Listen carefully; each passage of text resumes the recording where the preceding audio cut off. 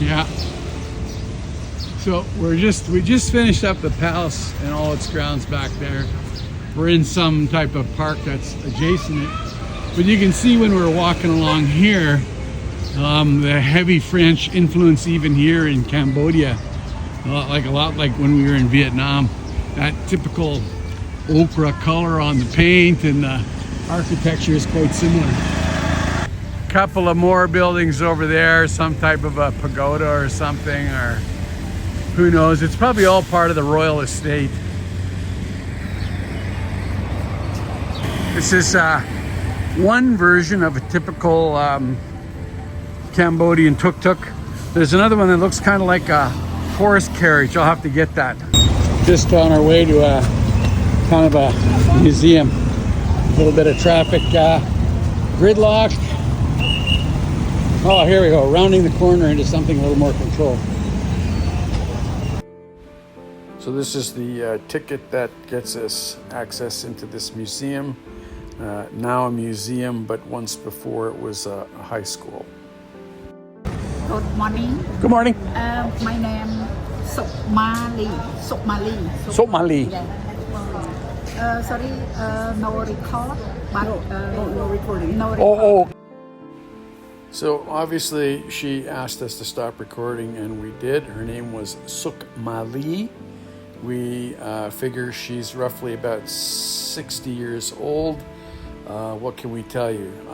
All of her family was, her father and her brother were taken away during the reign of the Khmer Rouge, and she had a horrendous walk from Phnom Penh to a community that was some distance away. She was about 12 years old when her and her mother started on the journey to Karong Battambang, which is on the other side of the lake past Angkor Wat. I forget exactly how many months it took for her to get there, but it was a long walk, and they had to abandon their home in Phnom Penh. So this gal gives these tours on a daily basis, and the hard cold reality is this is yesterday to her. She doesn't know whatever became of her brother and her father, and these scars rain on everybody in Cambodia because it was really yesterday. Regarding the rest of this video, other than the fact that this was once a cheery high school, the next pile of images and video reflect it's a dark place, but the world needs to bear witness to what happened here.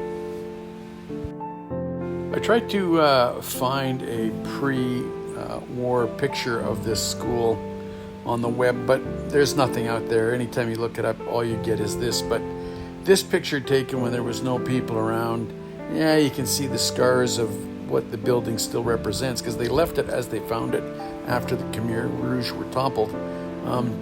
You can get an idea of it would have been just an excellent place to learn. It's got a great central courtyard. It would have been a really pretty place, I think, to be. The rules. I took my time to scroll through these so that you get a chance to read it, because it really bears witness to the fact that this was not any place on the planet you ever wanted to be, and there was nothing friendly that happened here. Nothing.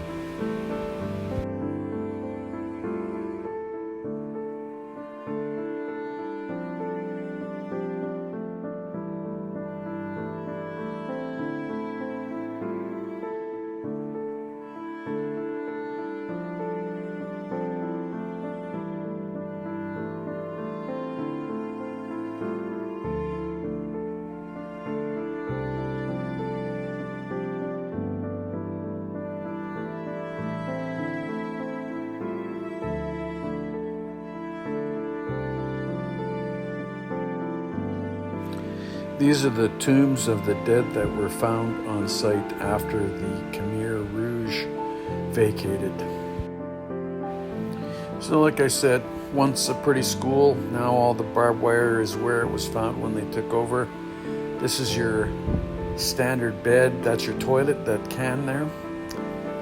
Yes, it's a room with a view, but I can't imagine anybody was looking out there. The rooms were all quite big at one time, and then they get modified into these little cells. There's a video coming up that shows a little bit more detail. This is how you gang everybody together with rebar shackles. And you can imagine what people might have thought just looking out those windows and with hope and despair. It's hard to say. But yeah, not a good place. You can see that this room was subdivided. So this facility operated for roughly 3 years.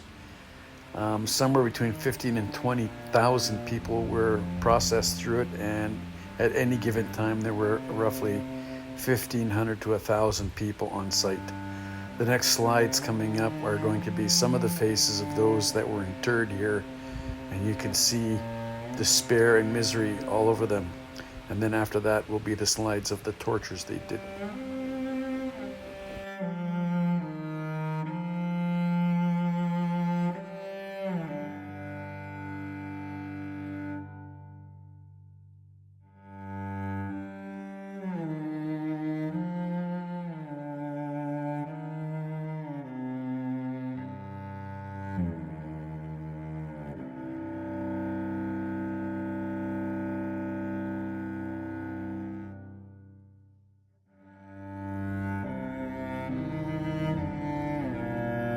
So the next couple of slides show how they were placed in a chair that held onto the back of their heads to make them sit up straight, so that it looked like, you know, they were alert and not beaten down. Kind of a sad process when you think about it. So the next pictures are some of the torture methods that were used within the internment camp and how victims survived or didn't survive. Some of these are paintings by actually one of the survivors from the facility. I think that 7 actually lived after the facility was shut down. We got to meet 3 of them while we were there. 2 of them were kids, and then one of them was an artist, and another one, adult, was a typewriter repairer. They were considered important to the cause because they painted pictures of the Pol Pot military leaders, and the typewriter technician kept the machines going, and that was the only reason he was kept alive.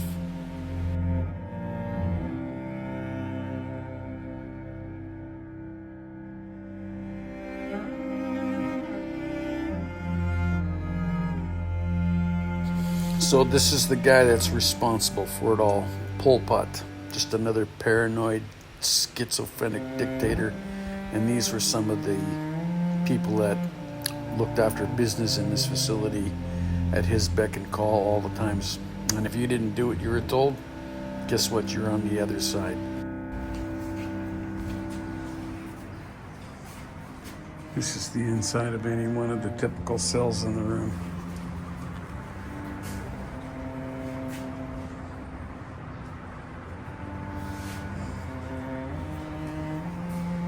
It just goes on and on. They punch a hole through the wall.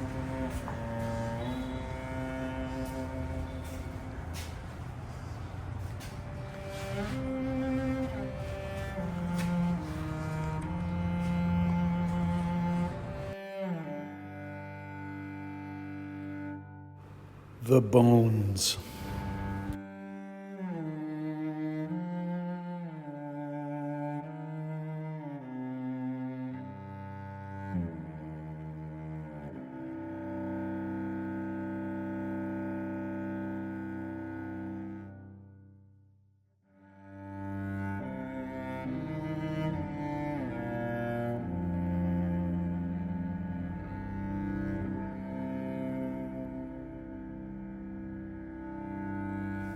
These next few photographs show some of the survivors that were found in the school. 3 of them went on to write books, and we were fortunate enough to actually meet 3 of them when we were there. Each one of them was selling their books as we were exiting the museum. This guy right here, he's pretty, he was just kind of taking a nap when they're there, and they didn't really speak a whole lot of English, and so that's it was okay because we bought their books because it's a means for them to make an income, and it just goes to show how people will survive no matter what. Now this next picture shows the killing fields. That's where we're off to next. I can't honestly say whether or not the bones and the skulls that we saw here at the Genocide Museum were in fact from the museum or perhaps even from here. But like I said, we're off to the killing fields, and it's another grim place.